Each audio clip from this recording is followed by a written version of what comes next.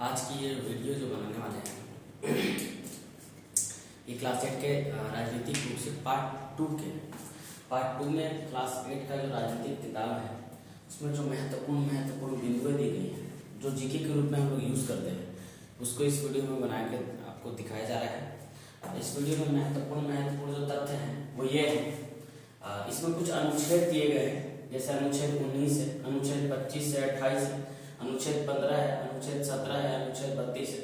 ये कुछ महत्वपूर्ण अनुच्छेद हैं जो इस पाठ में आए हैं, जो कि सभी अनुच्छेद परीक्षा के दृष्टिकोण से भी बहुत महत्वपूर्ण है। और एक भारत का नागरिक होने के नाते इन सब अनुच्छेदों को साधारण तौर पर भी ध्यान में रखना जरूरी होता है। जैसे अगर अनुच्छेद हम बात करते हैं 19 की, जिसमें हमें यह प्रदान करता है हमारा संविधान की सभी व्यक्ति को स्वतंत्रता मिली हुई है बोलने की और अभिव्यक्ति की, जिसको भाषण एवं अभिव्यक्ति का स्वतंत्रता कहा जाता है। अनुच्छेद 19 के अंतर्गत अनुच्छेद 25 से 28 के बीच में जो है वो हमें मिला है धार्मिक स्वतंत्रता का अधिकार, जिसमें बहुत सारे अधिकार हैं, जैसे यज्ञ हवन है और कृपाल धारण, ये सब मिलता है अनुच्छेद 25 से 28 तक। अनुच्छेद 15 में यह कहता है हमारा संविधान कि किसी भी व्यक्ति को जन्म के आधार पर, लिंग के आधार पर, जन्म स्थान के आधार पर भेदभाव नहीं किया जा सकता है, भेदभाव से वंचित है। अनुच्छेद 17 यह बताता है कि अस्पृश्यता का अंत, जिसको भारत की एक बहुत गंभीर समस्या थी, छुआछूत का अंत कैसे होगा, तो हमारे संविधान में इसका निराकरण किया गया है कि अनुच्छेद 17 के तहत छुआछूत का अंत करा दिया गया है। अगर कोई व्यक्ति इससे पीड़ित है तो उसके लिए किया गया है। अनुच्छेद 32 जिसको हम कहते हैं संविधान उपचार का अधिकार, इसको संविधान का अंतर आत्मा भी कहा जाता है, संविधान का अंतर आत्मा भी कहा जाता है। अनुच्छेद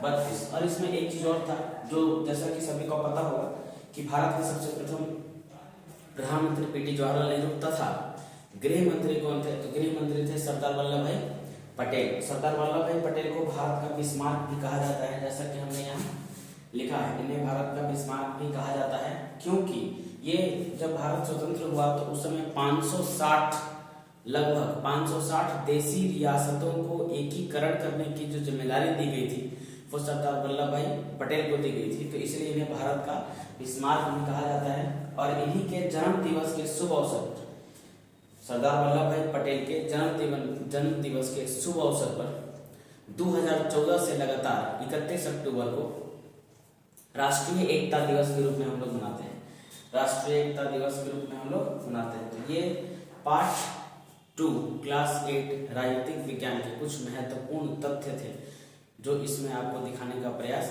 किया गया है। अनुच्छेद 19, अनुच्छेद 25 से 28, अनुच्छेद 17, अनुच्छेद 15 और इससे पहले जो कल का वीडियो था उसमें हमने आपको बताया था कि बहुत सारे जो संविधान के संशोधन थे, जैसे संविधान संशोधन 42 था, संविधान संशोधन 44 था और संविधान संशोधन 86 था। इसकी बात हमने कल की वीडियो में आपको बता दी थी। आज की वीडियो में कुछ इंपॉर्टेंट था यही कि अनुच्छेद कौन कौन से महत्वपूर्ण है क्लास 8 के हिसाब से, और यही सब चीजें जो है बाद में जीके के रूप में देखने को हम लोग को मिलता है। तो अनुच्छेद 19, 25 से 28, 15, 17, 32 है ना। तो आज के इसमें इतनी की जानकारी दी गई है जो आपको पार्ट 2 में दिया गया था।